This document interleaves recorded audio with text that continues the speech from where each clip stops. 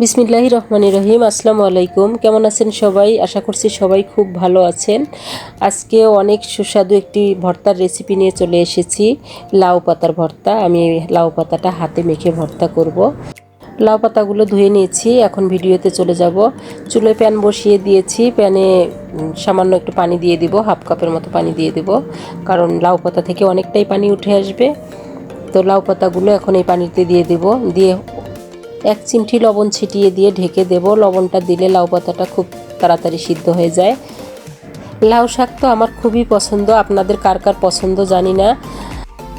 লাউ পাতা থেকে মোটামুটিভাবে পানি ছেড়ে দিয়েছে। এখন লাউ পাতাগুলো আমি যে কোনো কাঁচির সাহায্যে কেটে দেব, যেহেতু আমি লাউ পাতাগুলো কেটে নেই নাই।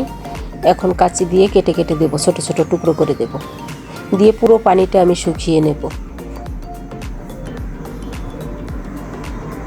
পুরো পানিটা শুকিয়ে গেছে।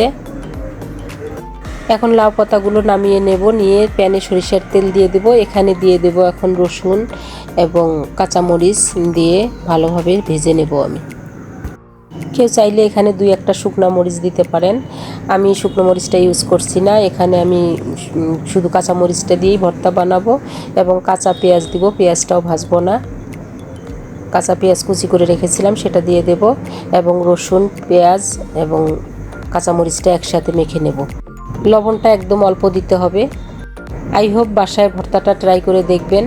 আজকের ভিডিও আপনাদের কেমন লেগেছে আমাকে কমেন্ট করে জানাবেন, এবং যারা এখনও আমার চ্যানেলটিকে সাবস্ক্রাইব করেননি তারা প্লিজ আমার চ্যানেলটিকে সাবস্ক্রাইব করবেন, বেশি বেশি করে শেয়ার করবেন, যাতে অন্যরাও আমার ভিডিওটি দেখতে পায়।